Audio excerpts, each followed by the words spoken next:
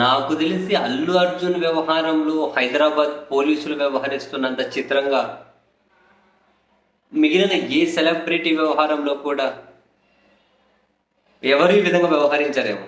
Seriously ఎవరి విషయంలోనూ ఈ విధంగా. సంధ్యా థియేటర్ ఘటన దగ్గర నుండి ముఖ్యమంత్రి రేవంత్ రెడ్డి గారిని సినిమా పెద్దల కొందరు కలిసేంత వరకు, తాజాగా మొన్నటికి మన నాంపల్లి కోర్టు ఆయనకు రెగ్యులర్ బెయిల్ మంజూరు చేసేంత వరకు ఏ విధమైన వ్యవహారాలు పరిణామాలు ఏ విధంగా ప్రవర్తించారో మనం చూసుకుంటూ వచ్చాం. అండ్ తాజాగా అల్లు అర్జున్ ఆసుపత్రిలో చికిత్స తీసుకుంటున్నటువంటి ఆ బాలుడు శ్రీతేజ్ సంధ్యా థియేటర్ ఘటనలో గాయపడ్డాయి వైద్యం తీసుకుంటున్న ఆ బాలుడు శ్రీతేజ్, ఆ కుటుంబానికి అల్లు అర్జున్ ఆ పుష్ప టీం 2 కోట్లు ఇచ్చారు కదా. ఆ బాలుడిని పరామర్శించకు వస్తాను, రెగ్యులర్ బెయిల్ వచ్చింది కదా, సో ఇక వెళ్ళి కలవచ్చు అని, పరామర్శించడం కోసం వస్తాను అని హైదరాబాద్ రామ్ గోపాల్పేట్ పోలీసులను అనుమతి కోరారు. దానికి రిప్లైగా పోలీసులు అల్లు అర్జున్ వాళ్ళ ఇంటికి వచ్చి వాళ్ళ మేనేజర్ మూర్తికి ఒక నోటీసులు అందించారు. ఏమని? అల్లు అర్జున్ అక్కడికి రాకూడదు, ఒకవేళ వస్తే మా సూచనలు పాటించాలి,